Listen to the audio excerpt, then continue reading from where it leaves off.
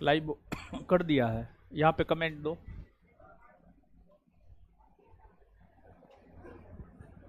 अरे बोलेंगे तब ना बात सुनाई देगा।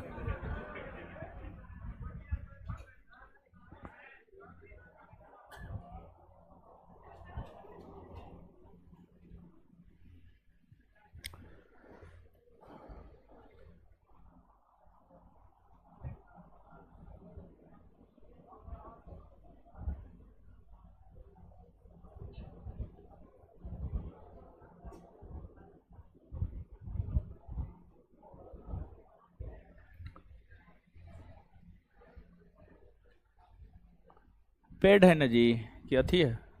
फ्री है आज? अच्छा ठीक।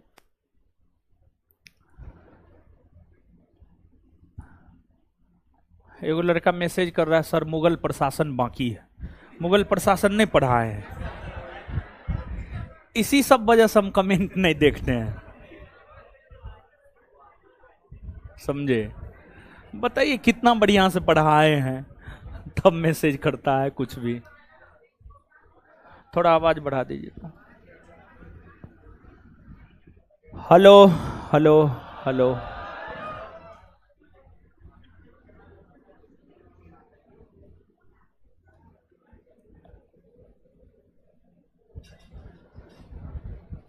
चलिए शांति बनाइए अब।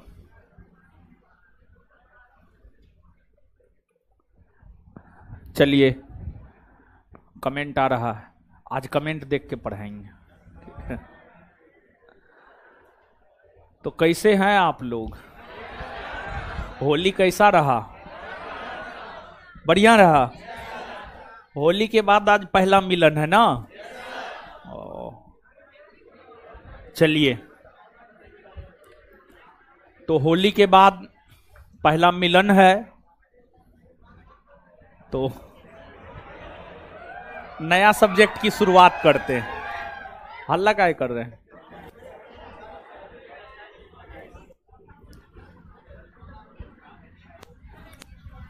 हाय, क्या हुआ?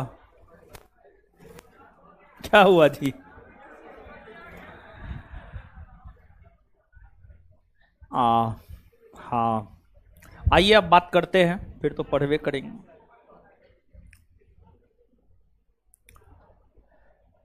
देखिए,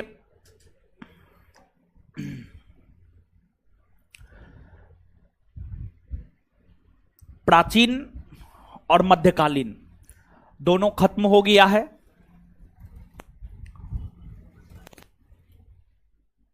ऑब्जेक्टिव पूरा पूरा नहीं हुआ है।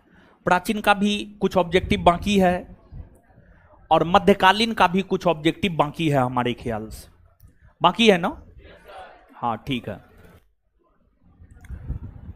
देखा जाएगा आगे, समझे? देखिए, जो आप सब्जेक्टिव पढ़े हैं ना, वही सब चीज लगभग ऑब्जेक्टिव में भी होता है। 10-20% नया क्वेश्चन मिलेगा अगर आप ऑब्जेक्टिव लेकर के बनाइएगा।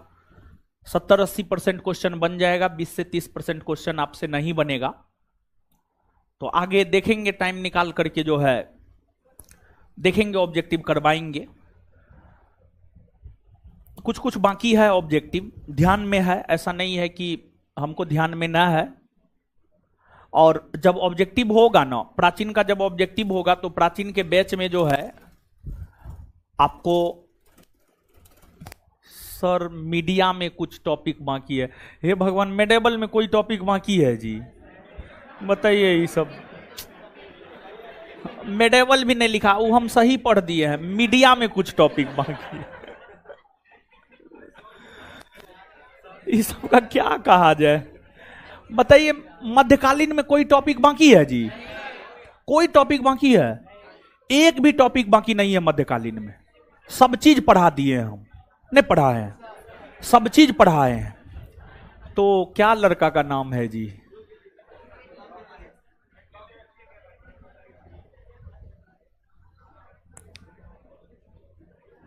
सब चीज हो गया है। देखिए, आप सही से क्लास नहीं किए होंगे, इसी वजह से आपको लग रहा है।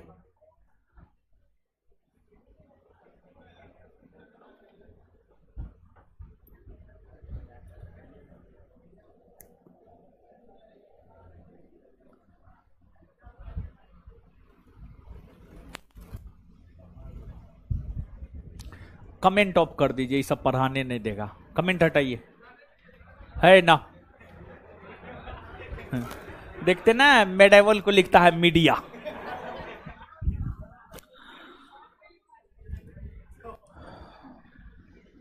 तो एक बात कहना चाहते हैं, फिर आगे बढ़ जाएंगे, फिर पढ़ेंगे। आप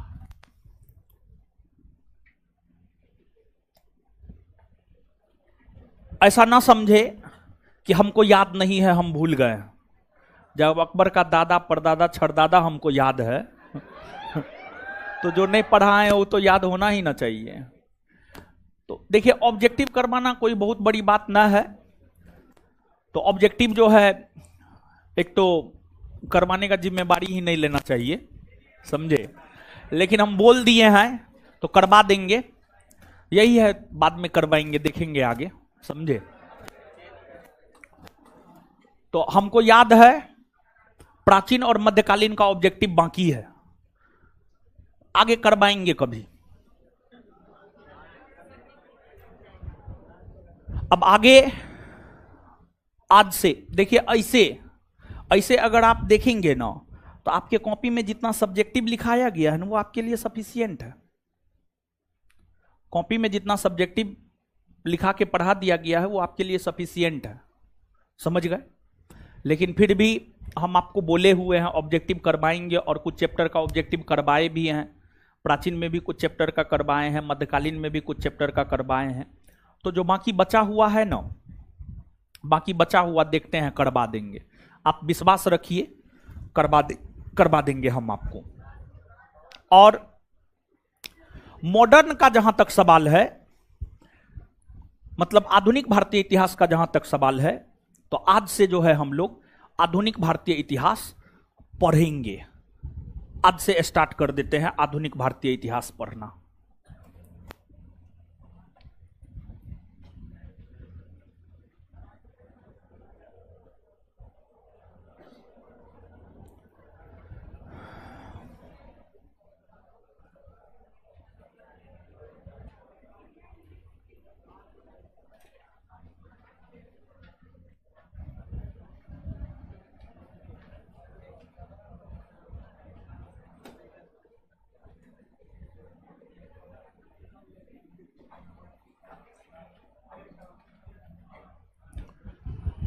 आज से पढ़ना प्रारंभ करते हैं। सबसे पहले आधुनिक भारतीय इतिहास के सिलेबस को हम लोग देख लेते हैं, क्योंकि अगर आप प्राचीन पढ़े होंगे तो प्राचीन के सिलेबस से अवगत करवाए, सारा का सारा टॉपिक हम आपको पढ़ा दिए। फिर मध्यकालीन आप पढ़े होंगे तो मध्यकालीन के जो है पूरे टॉपिक से हम आपको अवगत करवाए, और सभी टॉपिक हम आपको खत्म कर दिए। उसी प्रकार से जो है आधुनिक भारतीय इतिहास के सिलेबस से आप सबसे पहले अवगत होइए। तो आधुनिक भारतीय इतिहास के सिलेबस से आप अवगत हो जाइए, और फिर जो पहला टॉपिक होगा उस पहला टॉपिक की हम लोग शुरुआत कर देंगे। देखिए, जो आधुनिक काल है, आधुनिक काल की शुरुआत कब से हुई है, इसको लेकर के विद्वानों के बीच मतभेद है। कुछ विद्वानों का मानना है 1707 ईस्वी में औरंगजेब के निधन होने के बाद से आधुनिक काल की शुरुआत हुई मानी जाती है।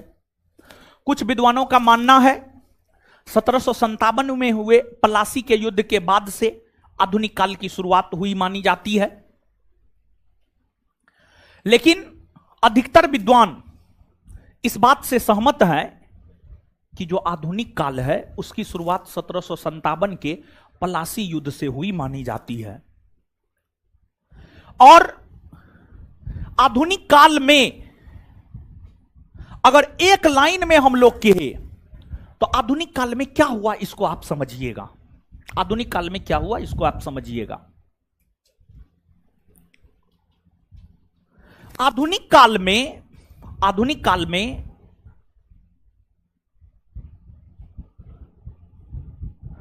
अंग्रेज भारत आए, और फिर अंग्रेजों ने सबसे पहले भारत में व्यापार किया।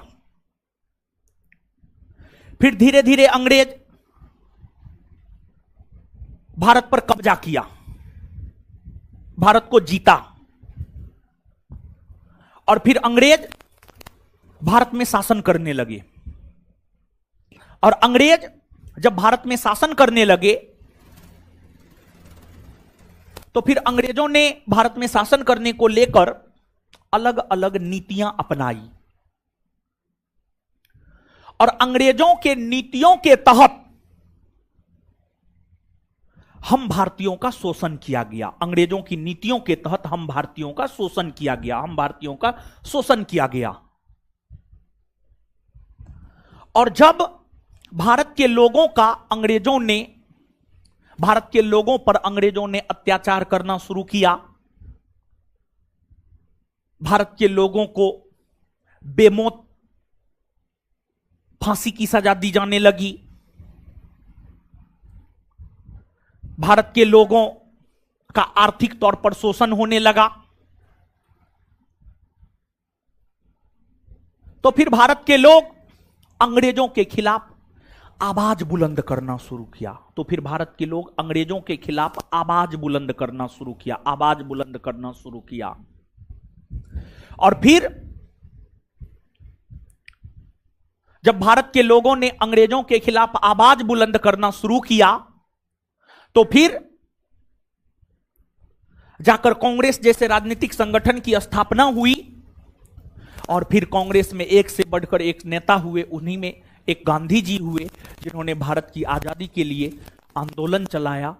फिर गांधी जी के द्वारा कुछ छोटे और बड़े आंदोलन चलाए गए, और अंततः अंग्रेजों को भारत छोड़कर जाना पड़ा। मतलब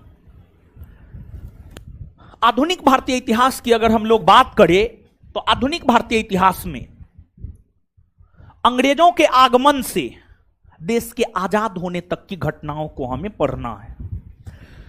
मतलब अंग्रेज आए, व्यापार किए, भारत को जीता, भारत पर कब्जा किया, भारत में शासन प्रशासन किया, भारत के लोगों पर अत्याचार किया, और फिर भारत के लोगों ने अंग्रेजों के खिलाफ आवाज बुलंद किया। फिर स्वतंत्रता आंदोलन हुए और अंततः 1947 में देश आजाद हो गया। यही सब चीज जो है हमें पढ़ने हैं बेसिकली आधुनिक भारतीय इतिहास में। कुछ दिमाग में गया है? हाँ।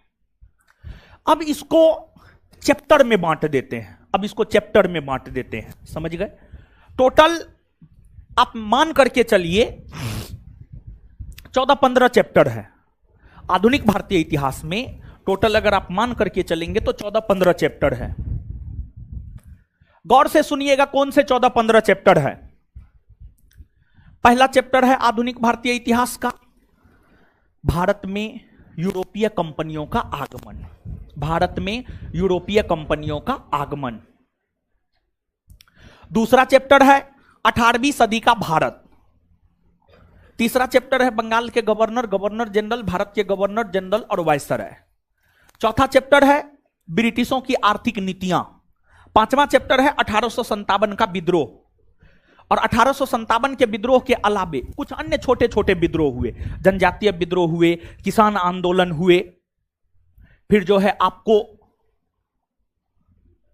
और भी छोटे छोटे विद्रोह हुए, जैसे कि आपको सन्यासी विद्रोह हो गया, खोंड विद्रोह हो गया, अहोम विद्रोह हो गया, नील आंदोलन हो गया, कोल विद्रोह हो गया। ये सब छोटे छोटे विद्रोह हुए हैं, इन विद्रोहों को भी हम लोग देखेंगे। तो छठा चैप्टर हो गया अन्य छोटे विद्रोह। फिर सातवां चैप्टर 19वीं 20वीं सदी का सामाजिक धार्मिक सुधार आंदोलन। फिर आठवां चैप्टर भारत में शिक्षा और प्रेस का विकास। नौवां चैप्टर कांग्रेस से पूर्व स्थापित संगठन। 10वां चैप्टर कांग्रेस।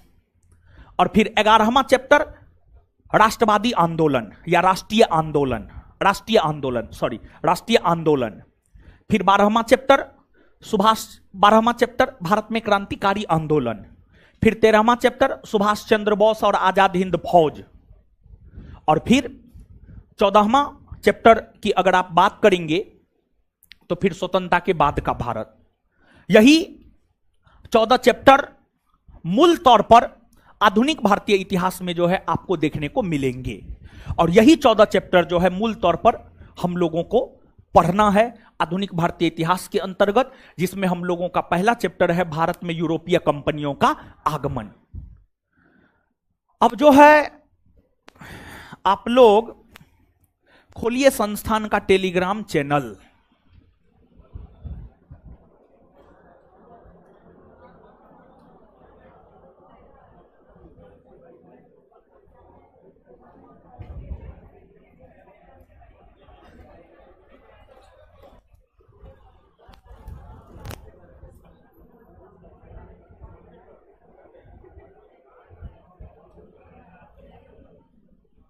ओपन किए।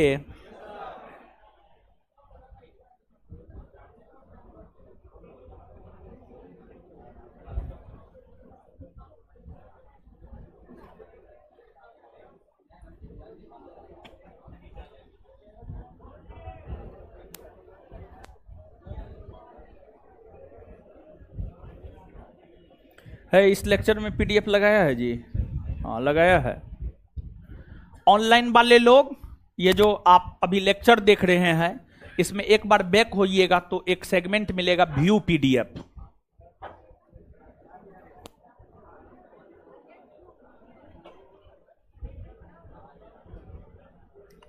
देखिए एक पीडीएफ भेजे हैं, पीडीएफ भेजे हैं, देखिए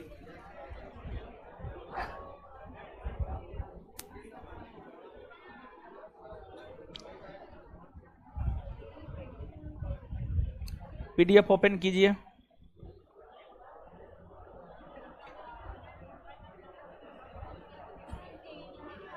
है हाँ टेलीग्राम।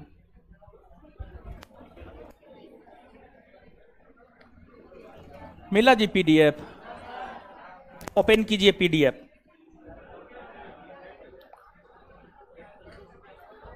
ऑनलाइन वाले लोग आप लोग भी पीडीएफ देखिएगा। बैक होइए एप्लीकेशन पर, अभी जो क्लास लाइव है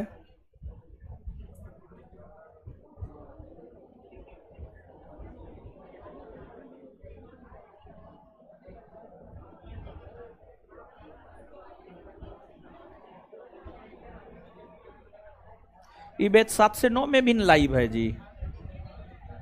7 से 9 में लाइव ना, उसमें भी लाइव, वही तो पूछ रहे हैं।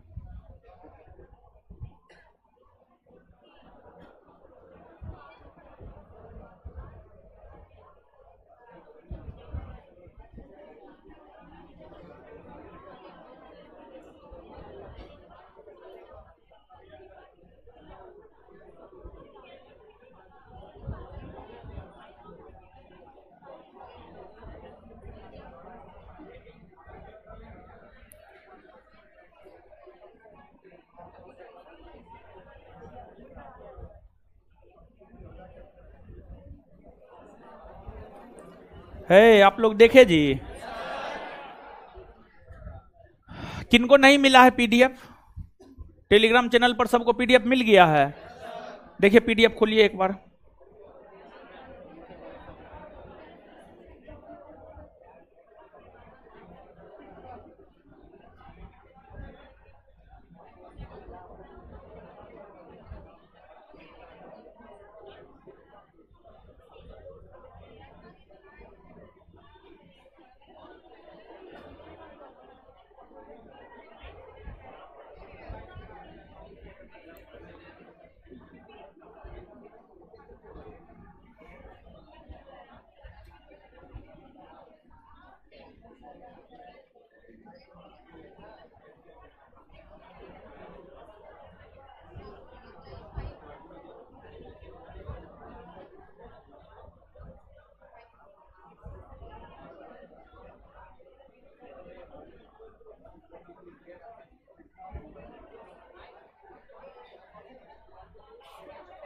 चलिए सब जगह पीडीएफ है, समझ गए?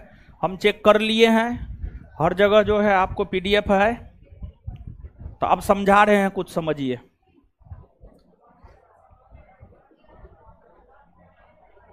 अरे सब चीज बतला रहे हैं, काहे आप लोग हड़बड़ाते हैं?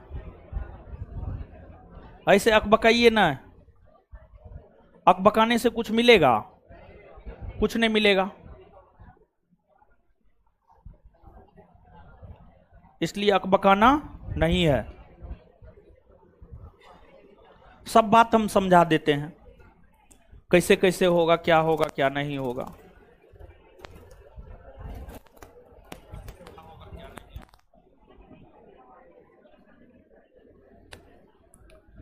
चलिए, तो टेलीग्राम चैनल पर तो हम आपको पीडीएफ भेज ही दिए हैं, और उसमें अगर आप ओपन करके देखेंगे, कल के डेट में जाकर के आप बहाना मत बनाइएगा कि हमको पीडीएफ नहीं मिला। इसी वजह से हम ओपन करवा दिए कि आप ओपन करके देख लीजिए आपको पीडीएफ मिला है या नहीं मिला है। तो आधुनिक भारतीय इतिहास का जहां तक सवाल है,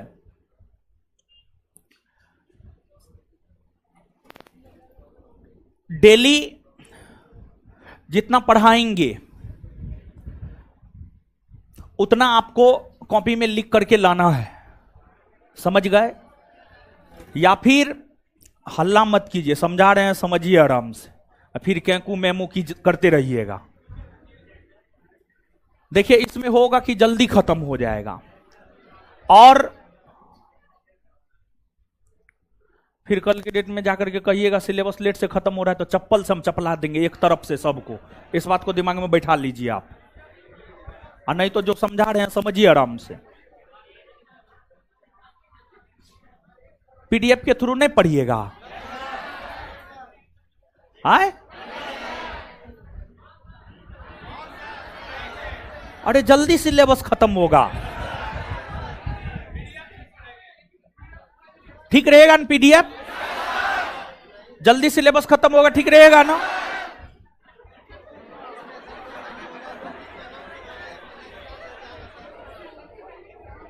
हाँ?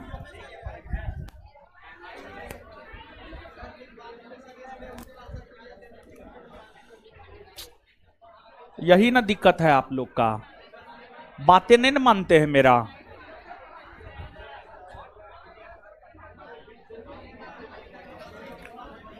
अच्छा, अभी मतदान हो जाए, अभी एकदम डिसीजन हो जाएगा, और एक चीज में हाथ उठाइएगा, दोनों में हाथ नहीं उठाइएगा, मां कसम है, दोनों में हाथ नहीं उठाइएगा। लिख करके पढ़िएगा, हाथ खड़ा कीजिए, एगो हाथ खड़ा कीजिए, दूगो नहीं, एगो। रुकिए 1 मिनट, देखने दीजिए, पीछे भी थोड़ा देखिएगा जी।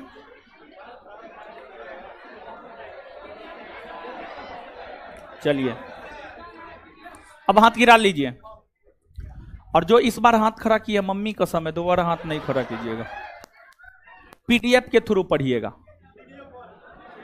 एगो हाथ खड़ा कीजिए, एगो हाथ खड़ा कीजिए, एगो, दूगो नहीं, एगो।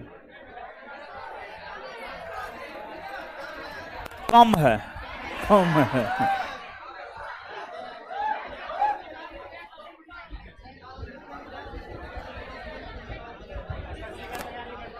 हैं?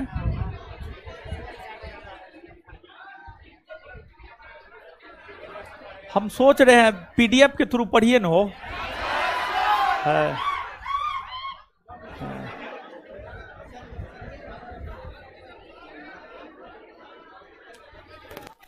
अब बताइए, ऐसे तो लोकतांत्रिक तरीका से जाइएगा तो लिख करके पढ़ने वाला का संख्या ज्यादा है, समझे?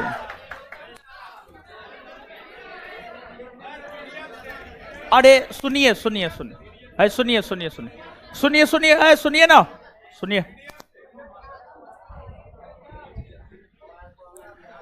देखिए, पीडीएफ के थ्रू हम इसलिए पढ़ाना चाहते हैं कि जल्दी खत्म हो जाए, और कोई खास वजह नहीं है, समझ गए?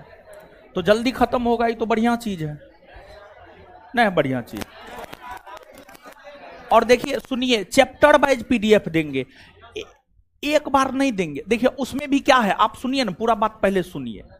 जैसे मान लिया जाए कि, देखिए आप चीजों को समझिएगा, मान लिया जाए कि आपको हम आज एक चैप्टर दे दिए हैं पीडीएफ, आप इसको क्या कीजिएगा, घर पे जाकर के लिख लीजिएगा पूरा, अपने कॉपी में, ठीक है?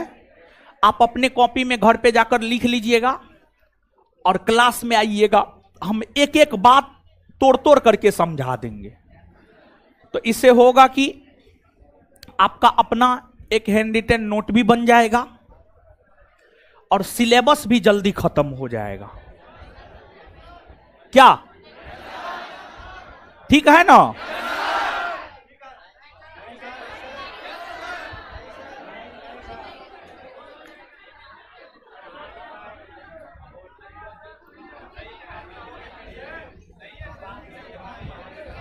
हाँ क्या?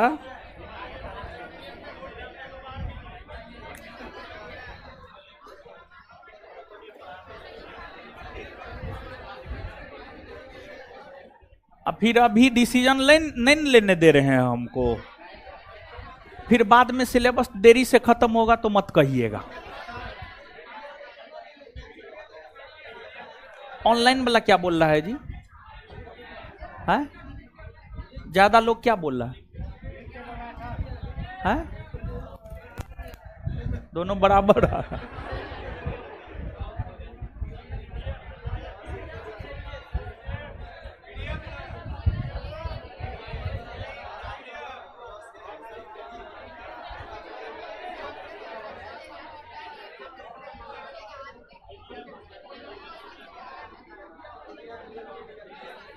जो हम बोल रहे हैं वो मानिएगा। वही बात हम बोल रहे हैं कि चैप्टर वाइज पीडीएफ दे देंगे, घर से लिख के लाइएगा, उसको समझा देंगे, उसको आप होमवर्क मान लीजिएगा। यानी चैप्टर वाइज पीडीएफ लिखना, इसको आप अपना होमवर्क मान लीजिएगा। क्या मान लीजिएगा? होमवर्क। इससे है कि आपका अपना एगो कॉपी भी तैयार हो जाएगा।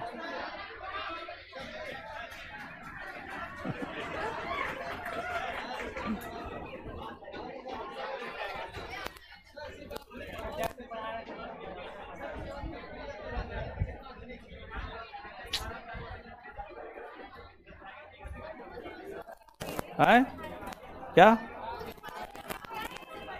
पीडीएफ से पढ़ा दें।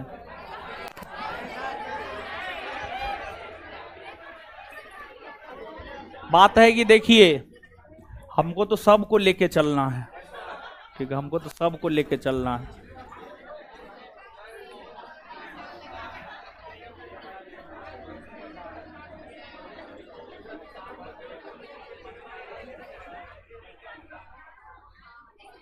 पढ़िए ना पीडीएफ के थ्रू।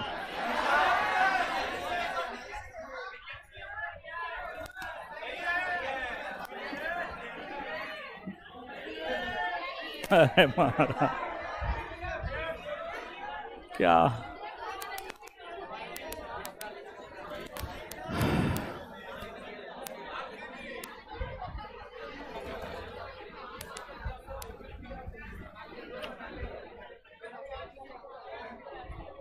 आपका है, खड़ा है, बैठिए ना आप। अच्छा, लड़की में रुकिए, मतदान करवाते हैं। लड़की लोग जो बोलेगी वही कर देंगे। चलिए, अच्छा बताइए तो कौन कौन लड़की चाहती है लिख करके पढ़े?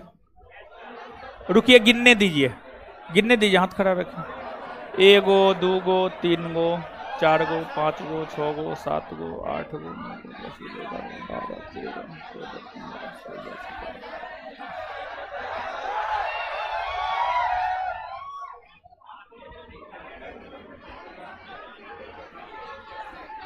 चलिए गिरा लीजिए। कौन कौन लड़की चाहती है पीडीएफ के थ्रू पढ़े? पीडीएफ के थ्रू। हार गई, हार गई।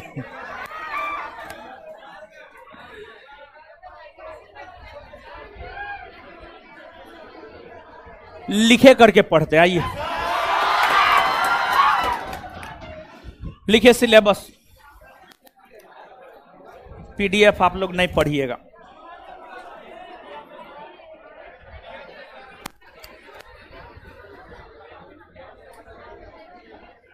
फास्ट कर देंगे, जल्दी खत्म कर देंगे, चिंता मत कीजिए, ठीक है?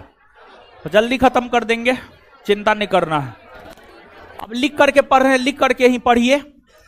क्लास टाइम थोड़ा बढ़ा देंगे, समझे? क्लास टाइम थोड़ा बढ़ा देंगे। और जो शाम में 7:30 से 9 बैच है ना, 7:30 से 9 वाले बैच के लड़का सबको भी बोलेंगे आकर के मॉडर्न इस बैच में पढ़ लीजिए। और इस बैच के टाइम को जो थोड़ा सा बढ़ा देंगे, 5:30 से 7 चलता है, 5:30 से 7:30 कर देंगे, समझिए? 5:30 से 7:30 कर देंगे, 2 घंटा का बैच कर देंगे, समझ गए? इसमें होगा कि थोड़ा सा जल्दी खत्म हो जाएगा। खैर उस बैच वाला से भी आज पूछ लेने दीजिए, समझे? और उसमें वर्ल्ड ज्योग्राफी चल रहा है, वर्ल्ड ज्योग्राफी में 8-10 टॉपिक बाकी है, वो जल्दी खत्म कर देंगे, समझ गए? देखते हैं, आज वो बैच वाला से बात कर लेते हैं। लिख करके ही पढ़िए, जैसे पढ़ रहे थे वैसे ही पढ़िए। अपना एक कॉपी भी होना जरूरी है, अपना भाषा में लिखा हुआ होना जरूरी है। देखिए पीडीएफ का जहां तक सवाल है तो ठीक है, पीडीएफ से पढ़ना भी अच्छी बात है, नहीं पढ़ना भी अच्छी बात है। देखिए अपना हैंड रिटन नोट रहता है ना, अपना भाषा में अपना लिखे हुए रहते हैं तो ठीक रहता है। ऐसे पीडीएफ के जरिए भी तो हम आपको बोल ही रहे थे कि आप उसको लिख लीजिएगा, लेकिन आप लोग तैयार ही नहीं हो रहे हैं। तो आइए जैसे पढ़ रहे थे वैसे ही पढ़िए, सिलेबस लिखिए। अब लिखिए सिलेबस।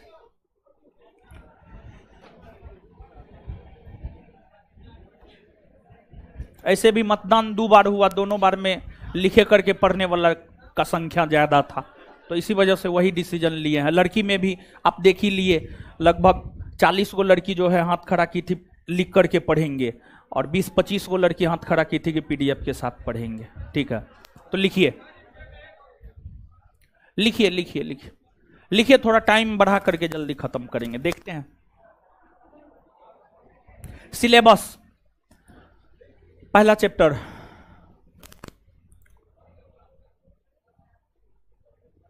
भारत में यूरोपीय कंपनियों का आगमन।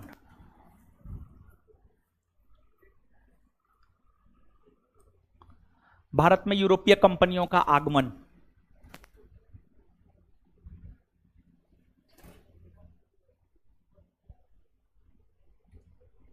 टाइम बढ़ाएंगे तो उससे तो कोई दिक्कत नहीं है, आप लोग उससे कोई दिक्कत नहीं ना है? ठीक है, भारत में यूरोपीय कंपनियों का आगमन। 2 नंबर में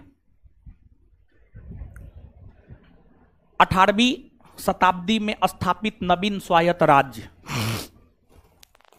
18वीं शताब्दी में स्थापित नवीन स्वायत्त राज्य।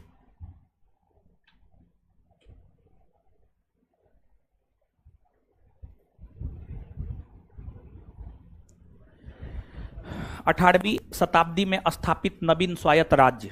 18वीं शताब्दी में स्थापित नवीन स्वायत्त राज्य। 3 नंबर में बंगाल के गवर्नर, गवर्नर जनरल, बंगाल के गवर्नर गवर्नर जनरल, बंगाल के governor governor general, governor general, Bharat के गवर्नर जनरल और भारत के वायसराय, भारत के गवर्नर जनरल और भारत के वायसराय।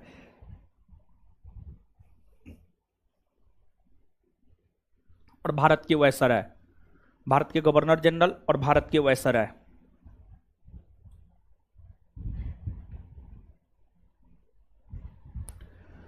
नेक्स्ट,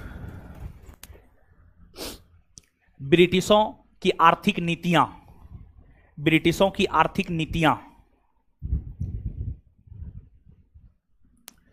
ब्रिटिशों की आर्थिक नीतियां। नेक्स्ट, ब्रिटिशों की आर्थिक नीतियां। नेक्स्ट, नेक्स्ट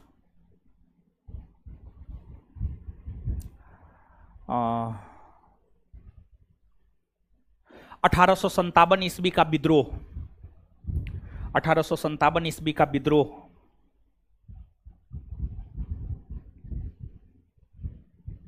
नेक्स्ट, अन्य प्रमुख विद्रोह। नेक्स्ट, अन्य प्रमुख विद्रोह।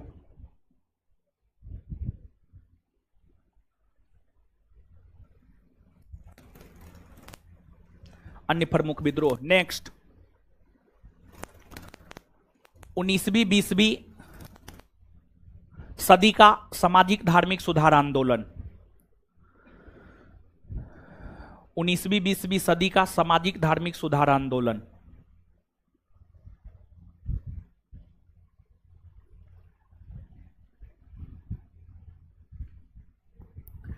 19वीं 20वीं सदी का सामाजिक धार्मिक सुधार आंदोलन। नेक्स्ट,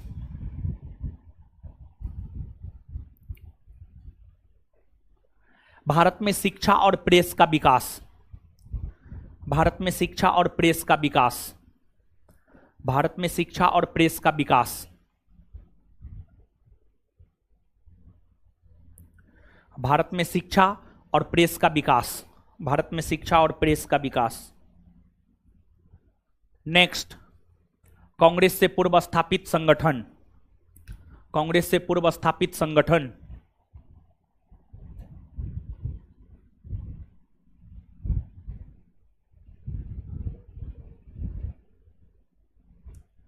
कांग्रेस से पूर्व स्थापित संगठन। नेक्स्ट, कांग्रेस। कांग्रेस।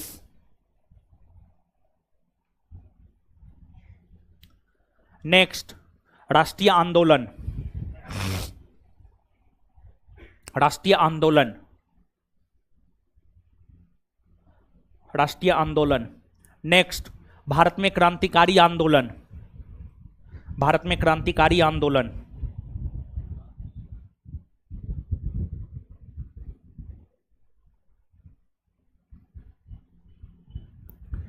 भारत में क्रांतिकारी आंदोलन।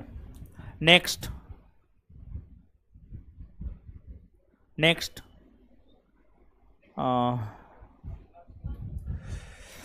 सुभाष चंद्र बोस और आजाद हिंद फौज। सुभाष चंद्र बोस और आजाद हिंद फौज।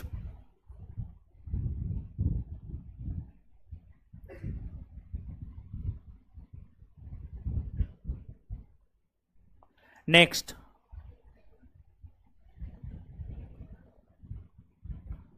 स्वतंत्रता के बाद का भारत।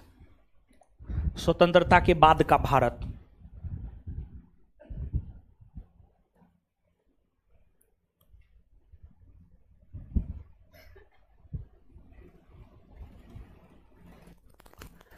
देखिए यहां पर एगो बात बता रहे हैं, टोटल 14 टॉपिक है। 14 टॉपिक में से 4 टॉपिक का पीडीएफ आपको लेना ही पड़ेगा, ठीक है। जो 4 टॉपिक का पीडीएफ देंगे, एकदम डाटा है उसमें, जो कंसेप्ट होगा कंसेप्ट समझा देंगे। देखिए ऐसे सामान्य तौर पर हिस्ट्री पॉलिटी ज्योग्राफी के विषय में कहा जाता कंसेप्ट नहीं है, कंसेप्ट कूट कूट करके भरा हुआ है, हर सब्जेक्ट में कंसेप्ट है। जैसे देखिए इसमें बंगाल के गवर्नर, गवर्नर जनरल, भारत के गवर्नर जनरल और वायसर है, इसका पीडीएफ हम आपको दे देंगे। नहीं तो जानते हैं ये चैप्टर बहुत लेंदी है, समझिएगा बहुत लंबा टाइम चलेगा, इसका पीडीएफ देंगे। अन्य प्रमुख विद्रोह, सन्यासी विद्रोह, संथाल विद्रोह, इसका एक पीडीएफ देंगे। भारत में शिक्षा और प्रेस का एक पीडीएफ देंगे और एक स्वतंत्रता के बाद के भारत का पीडीएफ देंगे। 4 चैप्टर का पीडीएफ देंगे और देंगे, उसको आप अपना लिख लीजिएगा। कम से कम 4 चैप्टर का पीडीएफ ले लीजिएगा। मतलब जो लोग इस पक्ष में मतदान किए थे कि पीडीएफ दे करके पढ़ाइए, उनके बात को भी हम मान रहे हैं, और जो लोग इस पक्ष में मतदान किए थे कि नोट के पीडीएफ के अथी लिखा करके पढ़ाइए, तो दोनों को लेकर के चल रहे हैं, समझिएगा। तो सब खुश रहिए, सब मस्त रहिए। हाँ आइए, पहला चैप्टर हेडिंग मारिए, भारत में। देखिए कम से कम 4 चैप्टर। अब कुछ बात आप लोग का माने ना जो लिख करके, कुछ बात इन लोगों का भी मान लीजिए, ठीक है। हम तो आपको बोलबे किए, हमको तो सबको साथ लेकर के चलना है, समझ। मेन जानते हैं यही 3 गो 4 गो चैप्टर जो है ना, थोड़ा ज्यादा थोड़ा टाइम जो है कंज्यूम करता है ज्यादा। तो ये 4 गो चैप्टर का पीडीएफ दे देंगे ना, टाइम कंज्यूम कम हो जाएगा, जल्दी सिलेबस खत्म हो जाएगा। बात समझ रहे हैं? तो इसमें अब सब लोग राजी हो जाइए, ठीक है। अब इसमें ना नुकुर मत कीजिए, समझ गए। अब आ जाइए, पहला चैप्टर हेडिंग मारिए, भारत में यूरोपीय कंपनियों का आगमन।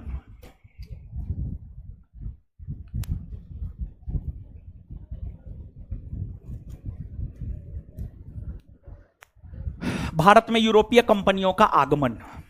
भारत में यूरोपीय कंपनियों का आगमन।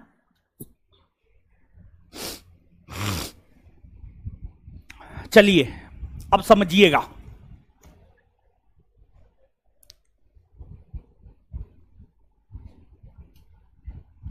आइए, भारत में यूरोपीय कंपनियों का आगमन, यह चैप्टर है आपका। अब यहां पर यह सब तो स्पष्ट है, भारत में यूरोपीय कंपनियों का आगमन। यूरोप महादेश, यूरोप महादेश आपको यह है,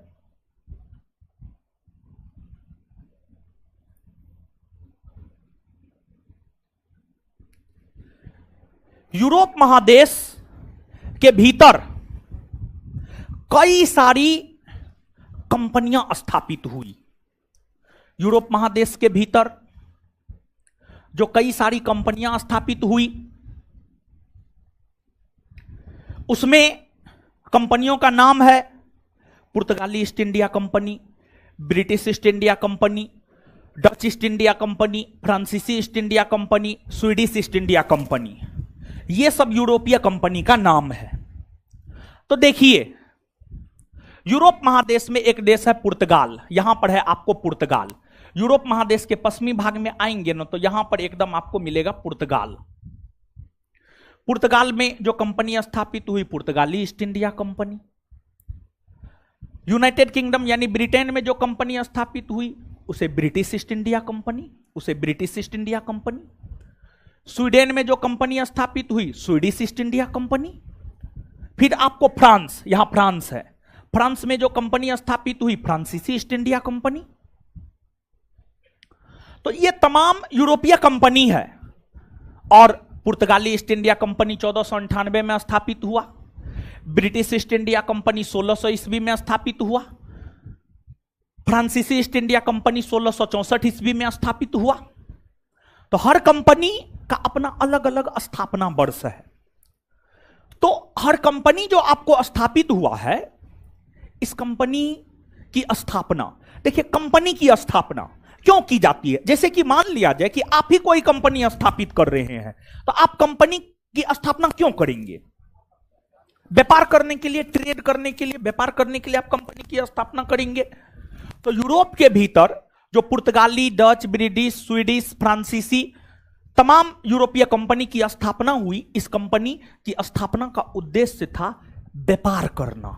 इस कंपनी की स्थापना का उद्देश्य क्या था? व्यापार करना। क्या था? व्यापार करना। अब इन कंपनियों की स्थापना का उद्देश्य व्यापार करना था। तो व्यापार करना था, कौन देश के साथ व्यापार करना था? तो इन कंपनियों की स्थापना का उद्देश्य था भारत के साथ व्यापार करना। किसके साथ व्यापार करना? भारत के साथ व्यापार करना। और भारत के साथ साथ पूर्वी एशियाई देश जैसे चीन हो गया, म्यांमार हो गया, इंडोनेशिया हो गया, इन देशों के साथ भी व्यापार करना इस कंपनी की स्थापना का उद्देश्य था। मतलब एक लाइन में अगर हम लोग कहे तो यूरोप के भीतर जो कंपनियां स्थापित हुई, उन कंपनियों की स्थापना का उद्देश्य था भारत तथा पूर्वी एशियाई देशों के साथ व्यापार करना। भारत तथा पूर्वी एशियाई देशों के साथ व्यापार करना कंपनी की स्थापना का जो है आपको उद्देश्य था। आखिरकार ये कंपनियां भारत और पूर्वी एशियाई देश ही आकर व्यापार क्यों करना चाहती थी? देखिए, भारत और पूर्वी एशियाई देश प्राचीन काल से ही अपार खनिज संसाधन से भरा रहा है। इतिहासकारों ने भारत और पूर्वी एशियाई देशों को अपार खनिज संसाधन वाला देश कहा है। कच्चा माल की काफी ज्यादा उपस्थिति भारत तथा पूर्वी एशियाई देशों में देखने को मिली है। यही वजह है कि कंपनियां भारत तथा पूर्वी एशियाई देशों के साथ व्यापार करने के लिए उतारू थी। अब ये कंपनियां, यूरोप में स्थित कंपनियां भारत तथा पूर्वी एशियाई देशों के साथ व्यापार करना चाह रही थी और उसी उद्देश्य से कंपनियां की स्थापना भी हुई। तो आप देखिएगा कि भारत और यूरोप के बीच व्यापार प्राचीन काल से होते आए हैं। प्राचीन काल से, संगम काल में भी भारत और यूरोप के बीच व्यापार होता था, संगम काल में भी भारत और यूरोप के बीच व्यापार होता था। तो प्राचीन काल से भारत और यूरोप के बीच जो है व्यापार होता हुआ आया है। लेकिन आप याद कीजिए, इस्लाम धर्म का उदय 7वीं सदी ईस्वी में हुआ, मध्यकाल में हुआ। मध्यकाल में इस्लाम धर्म का उदय हुआ। और आप सब लोग जानते हैं इस्लाम धर्म का उदय हुआ है अरब प्रायद्वीप में। अरब प्रायद्वीप में, हां या ना? यह है आपको अरब प्रायद्वीप। अरब प्रायद्वीप यहां पर है और अरब प्रायद्वीप में ही इस्लाम धर्म का उदय हुआ। इस्लाम धर्म का विस्तार धीरे धीरे एशिया महादेश में, यूरोप महादेश में, अफ्रीका महादेश में, सभी महादेशों में जो है धीरे धीरे इस्लाम धर्म का विस्तार हुआ। धीरे धीरे इस्लाम धर्म का विस्तार हुआ। इस्लाम धर्म के उदय होने के बाद हुआ क्या, इस बात को आप समझिएगा। इस्लाम धर्म के उदय होने के बाद हुआ ये, यूरोपीय व्यापारी जिस मार्ग के जरिए भारत के साथ व्यापार करता था, यूरोपीय व्यापारी जिस मार्ग के जरिए भारत के साथ व्यापार करता था, उस मार्ग पर मुस्लिम शासकों ने अपनी प्रभुसत्ता स्थापित कर लिया। अर्थात मुस्लिम शासक भारत और यूरोप के व्यापारिक मार्ग पर कब्जा कर लिया। भारत और यूरोप के व्यापारिक मार्ग पर कब्जा कर लिया मुस्लिम शासक। अब जब इस मार्ग पर मुस्लिम शासकों का कब्जा हो गया, तो फिर अब अगर कोई यूरोपीय व्यापारी भारत व्यापार करने के लिए आता था, तो बीच में मुस्लिम शासकों को कर देना पड़ता था। टैक्स कर देना पड़ता था, राजस्व देना पड़ता था। और यूरोपीय व्यापारियों के विषय में कहा जाता है कि वे लेना जानते थे कर, पैसा, लेकिन देना नहीं जानते थे। वे यह चाहते थे कि हम किसी से हड़प ले, लेकिन किसी को हम दे नहीं।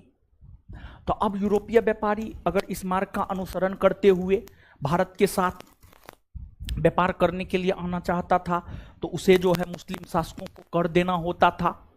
अब यूरोपीय व्यापारी यह सोचने लगे कि इन मुस्लिम शासकों को हम कर नहीं देंगे, राजस्व नहीं देंगे। तो अब यूरोपीय व्यापारी मुस्लिम शासकों को राजस्व नहीं देना चाहता था, जिस वजह से यूरोप के राजाओं ने भौगोलिक खोज को बढ़ावा दिया। मतलब कहा कि ऐसा किया जाए, भारत के लिए कोई नया मार्ग खोजा जाए, भारत के लिए कोई नया मार्ग खोजा जाए और उस नया मार्ग के जरिए भारत के साथ व्यापार किया जाए, उस नया मार्ग के जरिए भारत के साथ व्यापार किया जाए। और इसी के बाद भौगोलिक खोज की शुरुआत हुई। भारत के लिए समुद्री मार्ग की खोज की शुरुआत हुई। भारत के लिए समुद्री मार्ग की खोज की शुरुआत हुई और फिर भारत के लिए समुद्री मार्ग की खोज हुई। और जब भारत के लिए समुद्री मार्ग की खोज हुई, तो समुद्री मार्ग के जरिए ही भारत के साथ यूरोपीय कंपनियां व्यापार करना प्रारंभ कर दी। समुद्री मार्ग के साथ ही, समुद्री मार्ग के जरिए ही यूरोपीय कंपनियां भारत के साथ व्यापार करना शुरू कर दी। देखिए, आपको कहा जाता है कि दो देश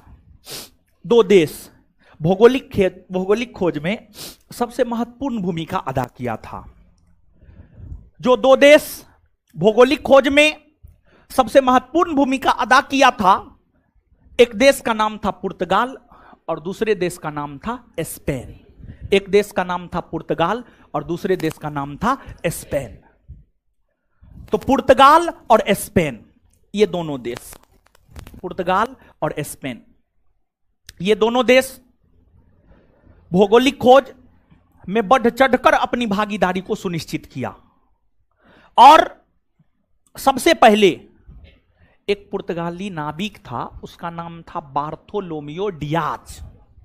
एक पुर्तगाली यात्री था, साहसी नाविक और यात्री था, उसका नाम था Bartolomeu Diaz. Bartolomeu Diaz. Bartolomeu Diaz Bharat को खोजने निकला, और बार्थोलोमियो डियाज भारत को खोजने निकला और वे अटलांटिक महासागर होते, ये अटलांटिक महासागर है, अटलांटिक महासागर होते हुए अफ्रीका तट होते हुए साउथ अफ्रीका के दक्षिणी भाग, साउथ अफ्रीका के दक्षिणी भाग पर पहुंचा, और बार्थोलोमियो डियाज यहां से आगे नहीं बढ़ पाया। बार्थोलोमियो डियाज यहां से आगे जो है आपको नहीं बढ़ पाया, और बार्थोलोमियो डियाज यहां तक पहुंचा और इसे बार्थोलोमियो डियाज ने नाम दिया आशा अंतरीप द्वीप। आशा अंतरीप द्वीप, अंग्रेजी में cap of good hop, cap of good hop. तो कैप ऑफ गुड हॉप की खोज जो है आपको बार्थोलोमियो डियाज ने किया। इसके बाद एक पुर्तगाली यात्री बार्थोलोमियो डियाज भारत को खोजने निकला, लेकिन यह भारत को खोज नहीं पाया। तत्पश्चात आपको कोलंबस, कोलंबस के विषय में कहा जाता है रहने वाला था वो इटली का, लेकिन कोलंबस स्पेन के नाविक के तौर पर, स्पेन के राजा के संरक्षण में, स्पेन के राजा ने कोलंबस को भेजा था, स्पेन के राजा ने कोलंबस को भेजा था। तो कोलंबस स्पेनिश नाविक के तौर पर भारत को खोजने निकला, लेकिन दिग्भ्रमित हो गया, दिशा से भटक गया, और दिशा से भटकने के कारण जो है कोलंबस 1492 ईस्वी में पहुंच गया यूएसए, अमेरिका पहुंच गया, और अमेरिका की खोज जो है 1492 ईस्वी में कोलंबस ने कर दिया। और इससे पहले अमेरिका के विषय में किसी को जानकारी नहीं था। अमेरिका भी एक भौगोलिक क्षेत्र है, इसकी जानकारी लोगों को तब मिली जब कोलंबस दिग्भ्रमित होकर के अमेरिका पहुंच गया, और कोलंबस ने अमेरिका को नई दुनिया कहा, और यहां के लोगों को कहा रेड इंडियन। क्या कहा? रेड इंडियन, रेड इंडियन कहा। समझ गए? अब देखिएगा आप, इसके बाद फिर से एक पुर्तगाली यात्री अल्ब्रेज कैब्राल भारत को खोजने निकला, वो भी दिग्भ्रमित हो गया, और अल्ब्रेज कैब्राल भारत के जगह जो है ब्राजील को खोज डाला। अल्ब्रेज कैब्राल भारत के जगह ब्राजील को खोज डाला। और इसके बाद फिर एक पुर्तगाली यात्री वास्को डी गामा 1498 ईस्वी में भारत को खोजने निकला। वास्को डी गामा 1498 ईस्वी में भारत को खोजने निकला, और Vasco D gamma Bartolomeu Diaz के रास्ता का अनुसरण करते हुए सबसे पहले वो कैप ऑफ गुड हॉप आया, फिर यहां से आगे बढ़ा और हिंद महासागर में आया। हिंद महासागर में वास्को डी गामा की मुलाकात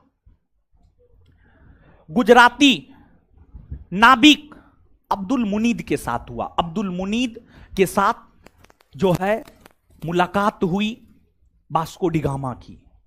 तो फिर वास्को डी गामा ने अब्दुल मुनीद को कहा कि हमको भारत जाना है, और फिर अब्दुल मुनीद ने वास्को डी गामा को भारत जाने का मार्ग बतलाया। जैसे आप बोरिंग रोड गए, बोरिंग रोड में कहीं पर कोई कोनो स्कूल कॉलेज में आपका सेंटर है, आप नहीं जानते हैं, तो आप जाते हैं तो बीच रास्ता में किसी से पूछते हैं ना कि बोरिंग रोड में फलना स्कूल फलना कॉलेज कहाँ है। तो वैसे ही जो है Vasco D gamma Abdul Majid या अब्दुल मुनीद से भारत के लिए मार्ग जाना, और अब्दुल मुनीद की सहायता से ही वास्को डी गामा भारत पहुंचा। वास्को डी गामा 17 मई 1498 ईस्वी को भारत पहुंचा, और वास्को डी गामा भारत के पश्चिमी तट पर पहुंचा। भारत के पश्चिमी तट पर पहुंचा, और भारत के पश्चिमी तट पर जो है वास्को डी गामा केरल के कालीकट बंदरगाह पर पहुंचा। भारत के पश्चिमी तट पर केरल है, केरल के कालीकट बंदरगाह पर 17 मई 1498 ईस्वी को वास्को डी गामा पहुंचा। इस समय यहां के राजा जेमोरिन थे, जेमोरिन राजा की उपाधि थी। जेमोरिन ने जो है वास्को डी गामा का स्वागत किया। जब जेमोरिन ने वास्को डी गामा का स्वागत किया तो इसका विरोध अरबी व्यापारियों ने किया, अरबी मूल के व्यापारियों ने किया, क्योंकि इससे पहले तक भारत में, जब तक वास्को डी गामा का भारत आगमन नहीं हुआ था, उससे पहले तक भारत में अरबी मूल के व्यापारियों का एकाधिकार था। भारत में अरबी मूल के व्यापारी ही व्यापार कर रहे थे।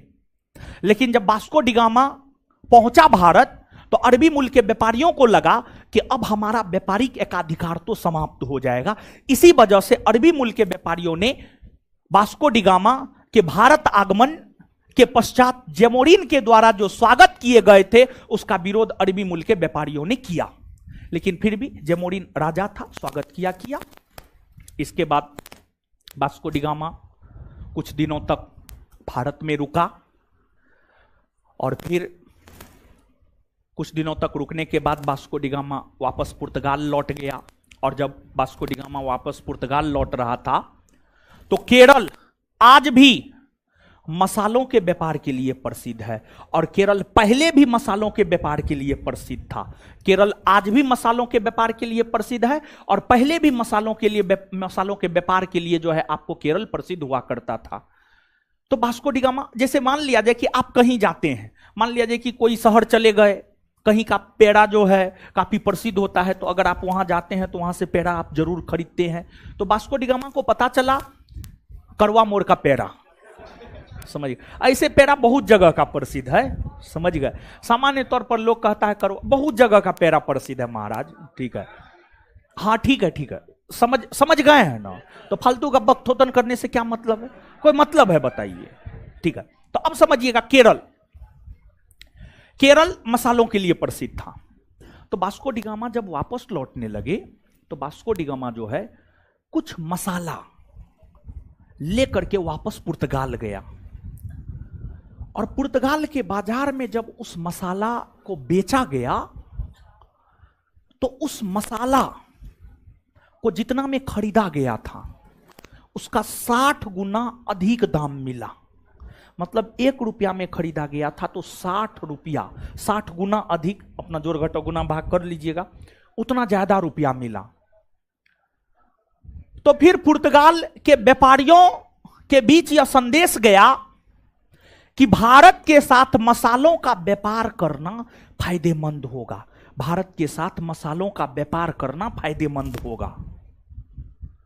और फिर भारत के साथ मसालों के व्यापार करने के उद्देश्य से ही पुर्तगाल में वर्ष 1498 ईस्वी में पुर्तगाली ईस्ट इंडिया कंपनी की स्थापना हुई, और फिर पुर्तगाली ईस्ट इंडिया कंपनी भारत पहुंची और मसालों का व्यापार करना शुरू किया, ठीक है। तो यहां तक जो है अब पहले चीजों को लिखिए, फिर आगे बढ़ेंगे। लिखिए जल्दी।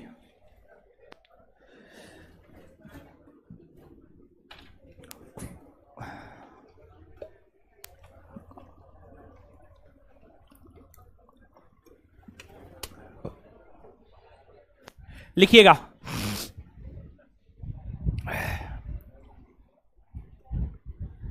लिखिएगा, पॉइंट वाइज लिखाएंगे चीजों को, ठीक है। 15वीं शताब्दी में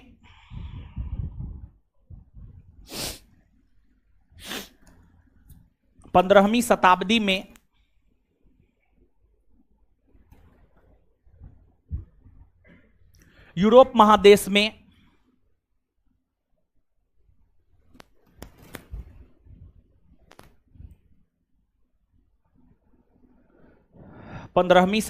यूरोप महादेश में भौगोलिक खोज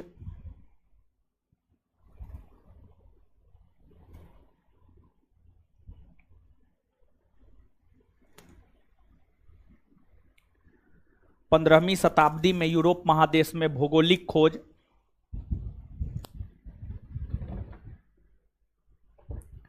की शुरुआत हुई।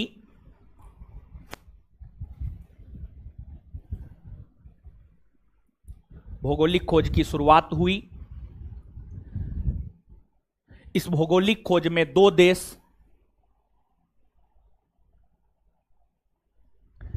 इस भौगोलिक खोज में दो देश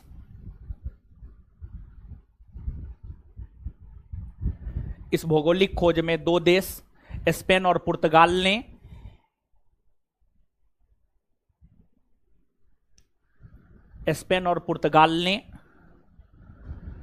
महत्वपूर्ण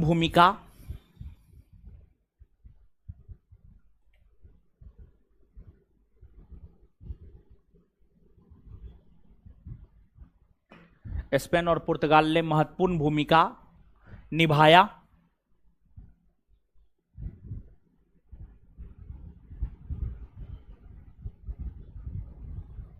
नेक्स्ट पॉइंट,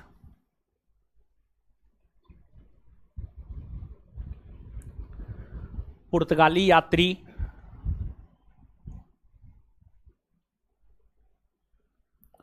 बार्थोलोमियो डियाज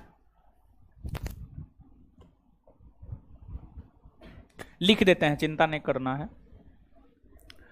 पुर्तगाली यात्री बार्थो डियाज 1487 ईस्वी में, पुर्तगाली यात्री बार्थोलोमियो डियाज 1487 ईस्वी में भारत को खोजने निकला।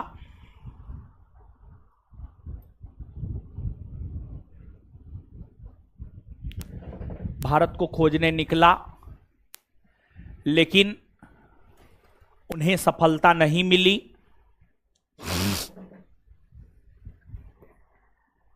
लेकिन उन्हें सफलता नहीं मिली। लेकिन उन्हें सफलता नहीं मिली।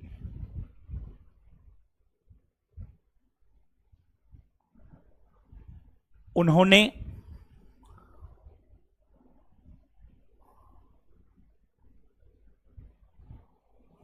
आशा अंतरिप द्वीप, आशा अंतरिप द्वीप, कैप ऑफ गुड होप, उन्होंने आशा अंतरिप द्वीप, cap of Good hope, cap of Good hope, उन्होंने आशा अंतरिप द्वीप यानी कैप ऑफ गुड होप की खोज की।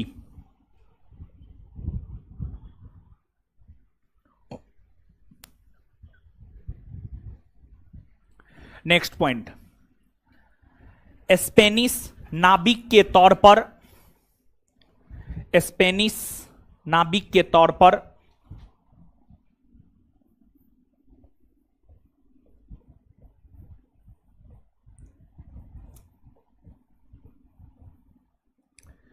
स्पेनिश नाविक के तौर पर स्पेनिश नाविक के तौर पर कोलंबस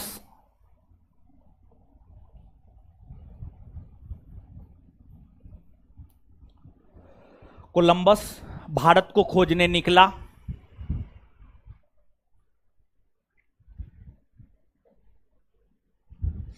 कोलंबस भारत को खोजने निकला, लेकिन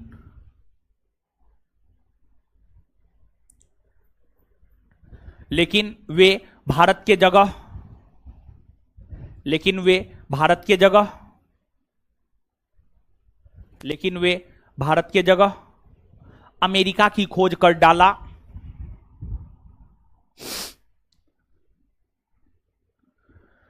लेकिन वे भारत की जगह अमेरिका की खोज कर डाला।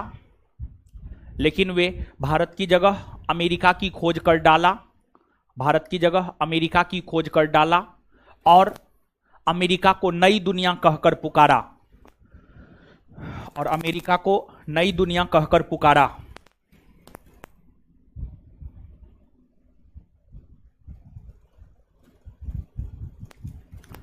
और अमेरिका को नई दुनिया कहकर पुकारा। और अमेरिका को नई दुनिया कहकर पुकारा। और अमेरिका को नई दुनिया कहकर पुकारा।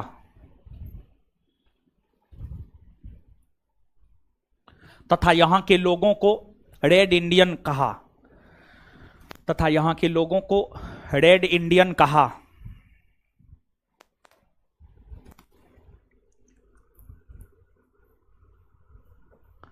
तथा यहां के लोगों को रेड इंडियन कहा। तथा यहां के लोगों को रेड इंडियन कहा।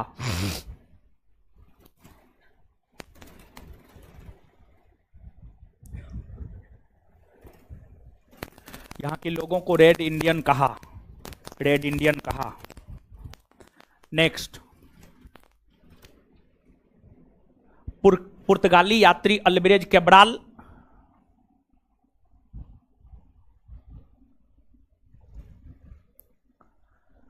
पुर्तगाली यात्री अल्बरेज कैब्राल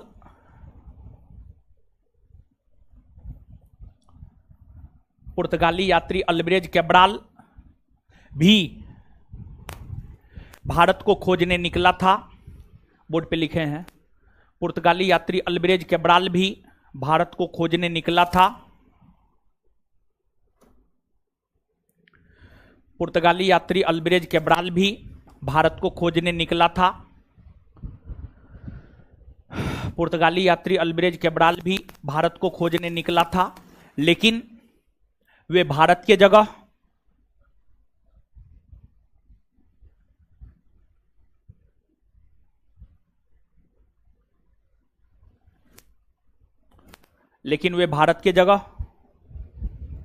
ब्राजील की खोज कर डाला। लेकिन वे भारत की जगह ब्राजील की खोज कर डाला। भारत की जगह ब्राजील की खोज कर डाला। भारत की जगह ब्राजील की खोज कर डाला। भारत की जगह ब्राजील की खोज कर डाला।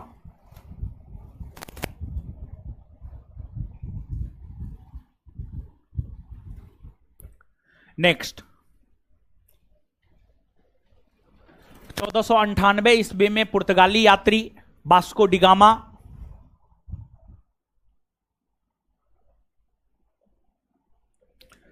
1498 ईस्वी में पुर्तगाली यात्री वास्को डिगामा 1498 ईस्वी में पुर्तगाली यात्री Vasco da Gama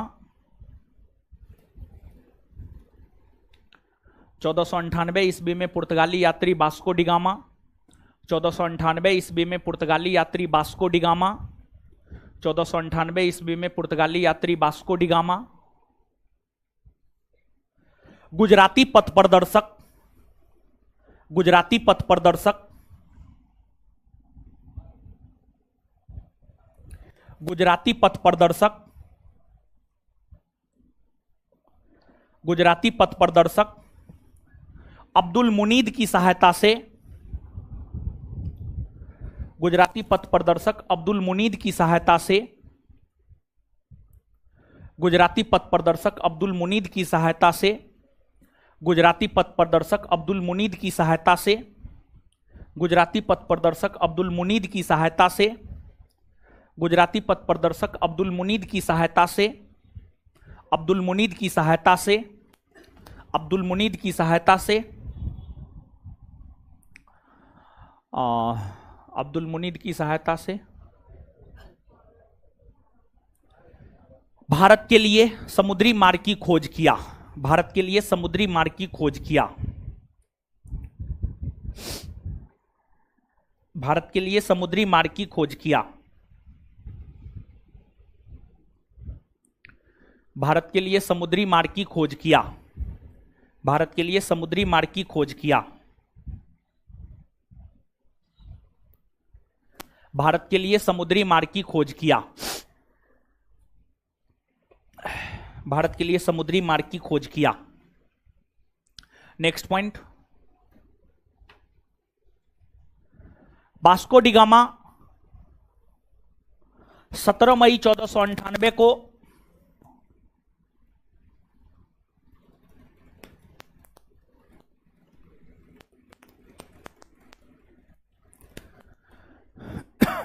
Vasco da Gama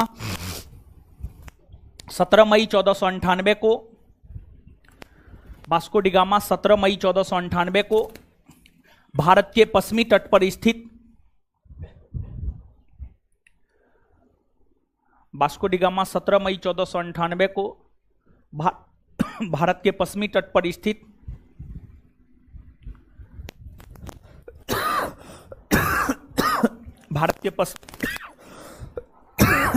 Bharat के पश्चिमी तट पर स्थित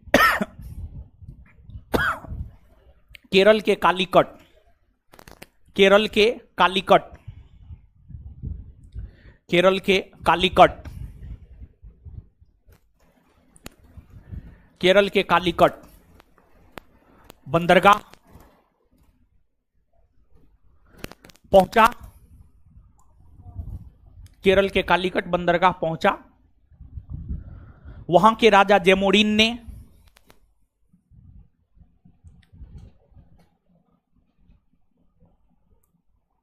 वहां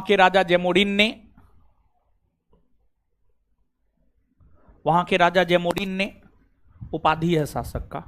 वहां के राजा जेमोरिन ने वास्को डिगामा का भव्य स्वागत किया। वहां के राजा जैमोरिन ने वास्को डी गामा का भव्य स्वागत किया। वहां के राजा जैमोरिन ने वास्को डी गामा का भव्य स्वागत किया।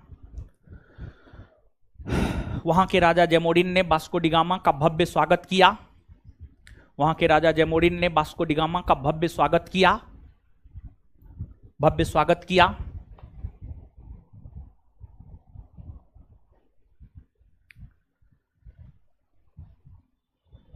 भव्य स्वागत किया। जिसका विरोध अरबी मूल के व्यापारियों के द्वारा किया गया था। जिसका विरोध अरबी मूल के व्यापारियों के द्वारा किया गया था।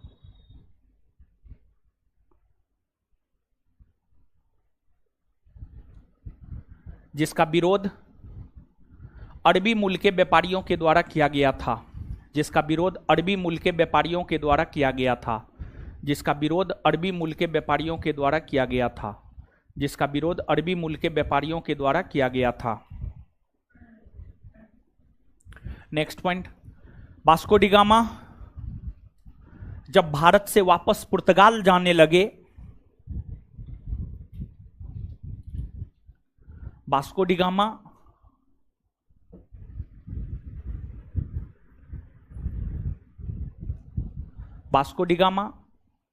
जब भारत से वापस पुर्तगाल जाने लगे,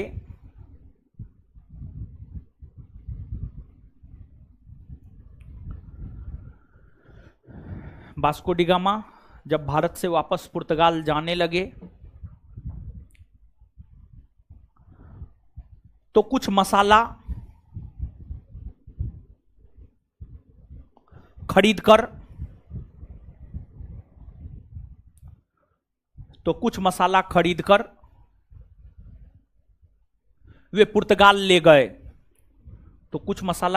वे पुर्तगाल ले गए।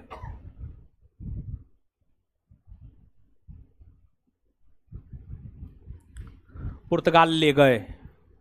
कुछ मसाला खरीदकर वे पुर्तगाल ले गए।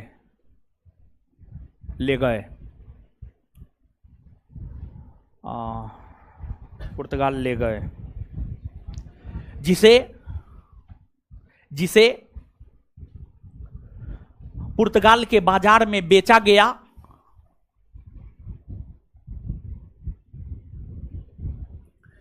जिसे पुर्तगाल के बाजार में बेचा गया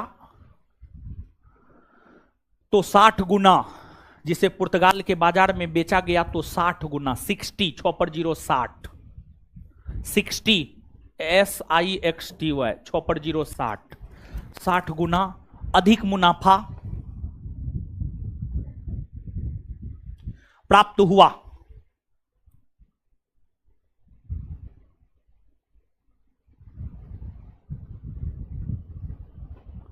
यह बात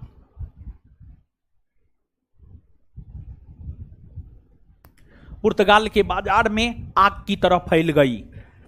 यह बात पुर्तगाल के बाजार में आग की तरह फैल गई।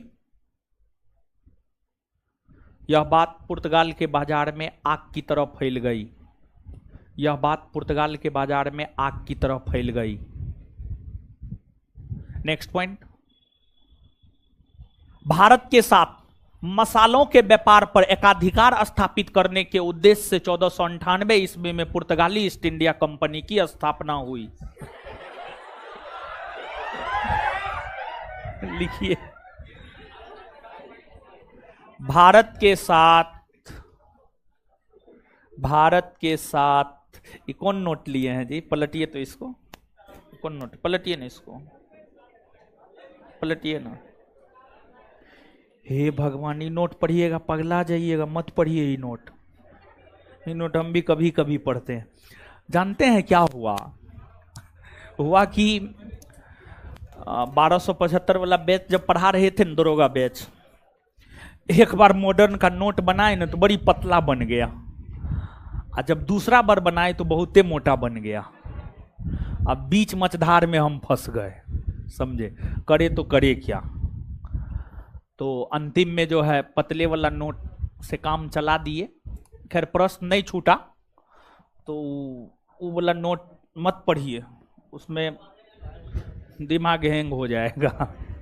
कोई कोई विद्यार्थी अगर देख लेता है वो नोट, अगर थोड़ा पढ़ लेता है तो ऑल बोल होने लगता है, समझे। उसमें बहुत कुछ नया नया है। खैर बात यह है कि फालतू डाटा भी है उसमें बहुत ज़्यादा, समझे। तो इसी वजह से जो है वो नोट मोटा वाला तो मॉडर्न का नोट लेवे नहीं कीजिएगा, समझे। जो सबसे मोटा नोट है मॉडर्न का मत लीजिएगा वो नोट, उसमें बहुत कुछ दे दिए, उसमें इतना कुछ दे दिए हैं कि हमको अपने नहीं याद है हम कितना दे दिए हैं। वो नोट मत पढ़िएगा, हम आपको बता रहे हैं, दिमाग आपका हैंग कर जाएगा। नहीं आप घर के रहिएगा ना घाट के। चलिए लिखिए, भारत के साथ मसालों के व्यापार पर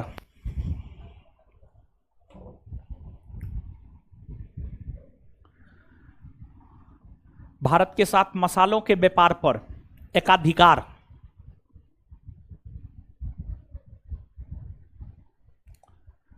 भारत के साथ मसालों के व्यापार पर एकाधिकार स्थापित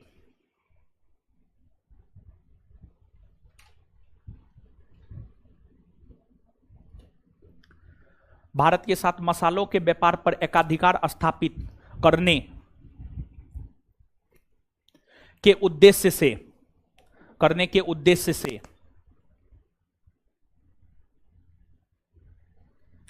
1498 ईस्वी में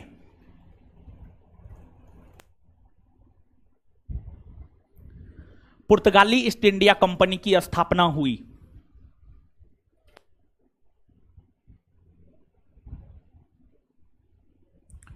पुर्तगाली ईस्ट इंडिया कंपनी की स्थापना हुई 1498 ईस्वी में पुर्तगाली ईस्ट इंडिया कंपनी की स्थापना हुई।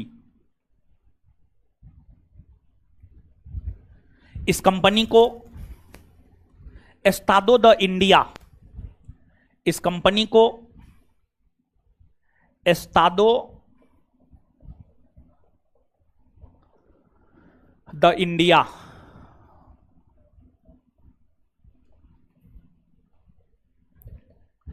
इस कंपनी को एस्टादो द इंडिया कंपनी के नाम से भी जाना जाता है। इस कंपनी को एस्टादो द इंडिया कंपनी के नाम से भी जाना जाता है।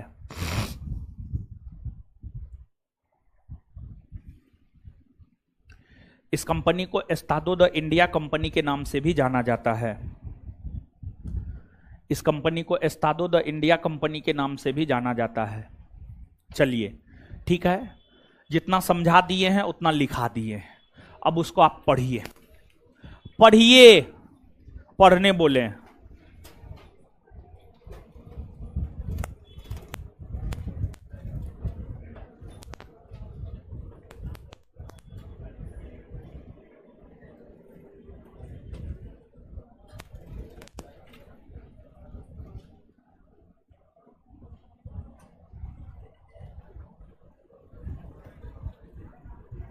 है पढ़िए, पीछे में दांत निकाल रहे हैं, बोल रहे हैं पढ़ने तो दांत निकाल रहा है।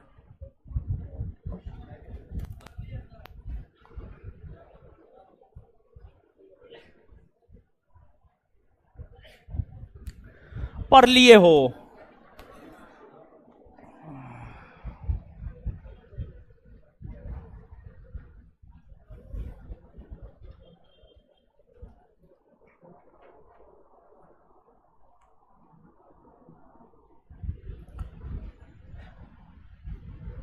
हो गया?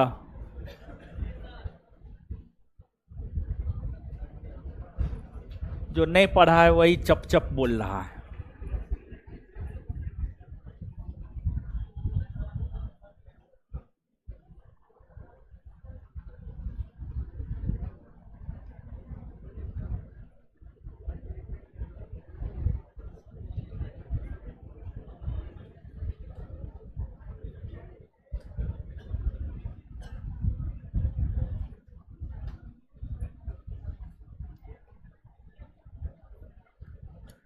दीजिए। है सुनिए, यूरोप महादेश में भौगोलिक खोज की शुरुआत कौन शताब्दी में हुआ? यूरोप महादेश में भौगोलिक खोज की शुरुआत कौन शताब्दी में? अच्छा, इस भौगोलिक खोज में कौन दो देश महत्वपूर्ण भूमिका दे? स्पेन और केप ऑफ गुड होप की खोज किसने किया? Bartolomeu Dias. Cape of Good Hope की खोज किसने किया? बार्थोलोमियो। अमेरिका की खोज किसने किया? अमेरिका की खोज किसने किया? ब्राजील की खोज किसने किया? ब्राजील की खोज कौन किया है? भारत के लिए समुद्री मार्ग की खोज कौन किया? वास्को डिगामा किसकी मदद से भारत पहुंचा था? अब्दुल मुनीद। वास्को डिगामा किसकी मदद से भारत पहुंचा? अब्दुल मुनीद। वास्को डिगामा भारत के कौन तट पर पहुंचा था? पूर्वी या पश्चिमी? जेमोरिन ने स्वागत किया। इसका विरोध किसने किया? अरबी मुल्क के व्यापारियों ने। ठीक है। इसके बाद वास्को डिगामा जो मसाला लेकर गया था उसको बेचने से कितना मुनाफा कितना मुनाफा? अच्छा, पुर्तगाली ईस्ट इंडिया कंपनी की स्थापना कब हुई है? 1400। कौन चीज के व्यापार पर एकाधिकार स्थापित करने को? मसाला ना। और पुर्तगाली ईस्ट इंडिया कंपनी को और किस नाम से जाना जाता? Estado the. पुर्तगाली ईस्ट इंडिया कंपनी को और किस नाम से जाना? Estado the. क्लियर है बात? चलिए 7 से 9 वाला बैच में बात करते हैं आज, समझ गए? और अगर वो लोग मान गया तो आपके बैच के टाइम को थोड़ा बढ़ा देंगे, समझ गए? 5:30 से 7:30 कर देंगे। ठीक है, हमको निकलने दीजिए, तब निकलिएगा, इतना धड़फड़ाइए नहीं आप लोग। धन्यवाद सभी लोगों का।